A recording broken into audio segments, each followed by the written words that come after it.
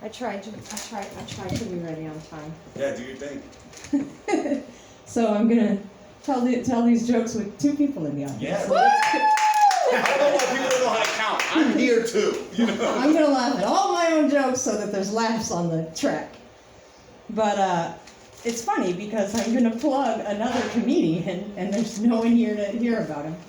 But there's this funny comedian named Ron Placone, and just for the record, it's not the comedian I tried to date because this guy's married, and I don't date married guys.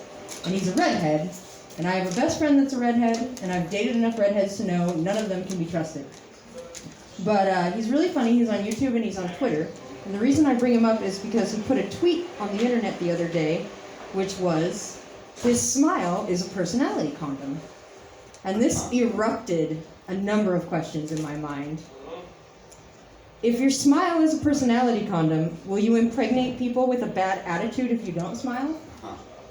Or does your bad attitude spread like VD? Is it a flavored smile? And if so, what flavor is it? His wife can tell me that one.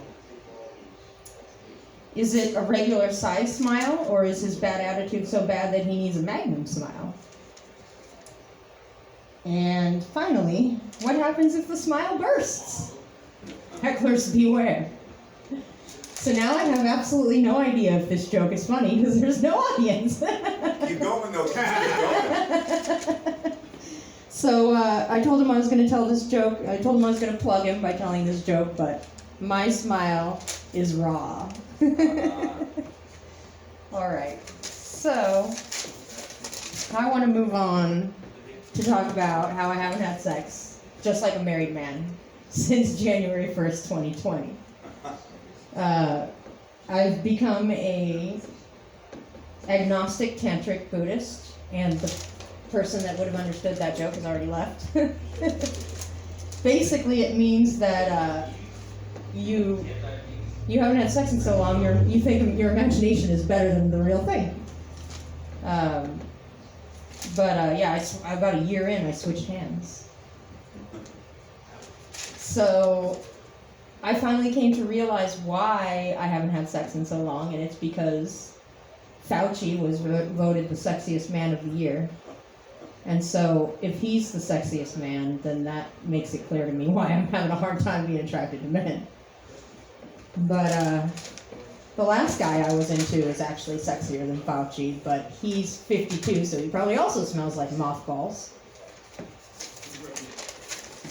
I laugh at my own jokes. There's no laughs. Laughs here. What am I doing?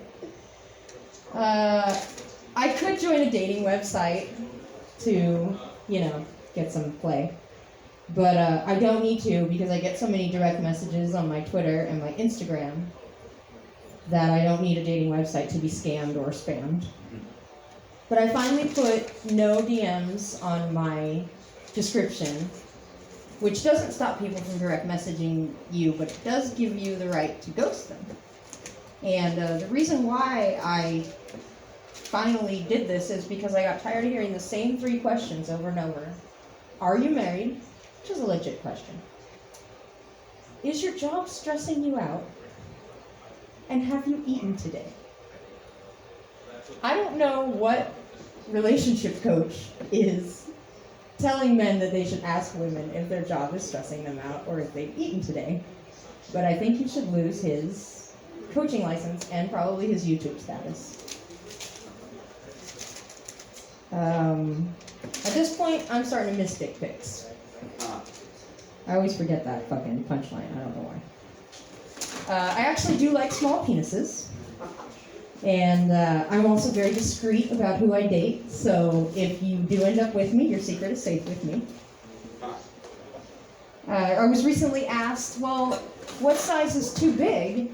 And I had to think about it for a really long time. And then I finally told him, this is a vagina-determined situation. But basically, if there's a 15-minute break-in period, it is too big. And this goes for both length and width. So it's going to require a 2-factor authorization, or a 2-factor authentication, but then I'm implying that men with large penises are not authentic, and I don't know if that's true or not. So I don't know what I want to do next, you guys.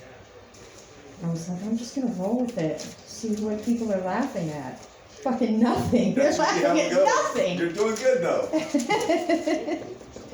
So I didn't start doing comedy till I was 40, because by the time you're my age, you laugh at all your own jokes and you don't care if the audience laughs. So basically I waited till I was a narcissist. I actually used to do comedy during my karaoke songs because I always choose songs with a really long intro and the audience fucking hates that. So I tell jokes to quell them until the singing begins. That's funny. But in 2020 I couldn't do karaoke, so I started going to the live streams of comedians. And I noticed while I was in the live stream chat that I would not only get all the attention of all the chatters, I don't know how I have charisma in a chat stream, but it's amazing. I would get the attention of the comedians themselves. So I was like, oh, this is fucking great. I'm going to be a comedian's comedian. And now that I do stand-up in Sacramento, that's exactly what I am. And, but I ended up being a really good heckler, maybe the best in the world, because there was one comedian who was very staunch about reform the police or abolish the police, depending on the police station. And I heckled him so hard that he said he was going to call the cops on me. So I decided this is a really good item for my bucket list, because I always get things off my bucket list really quickly. I'm good at accomplishing my goals, so I decided I'll put date a comedian on my bucket list. But the only problem with dating a comedian is you go from someone who's a hopeless romantic to someone who's just hopeless. And I'm gonna wrap it up right there. Thank you so much. Fucking A, just two hosts. That's That was a right. lot of stress and drama. Wow. We are judging you. Yeah. We are judging you. It's the hardest both. set I ever did. Nicole.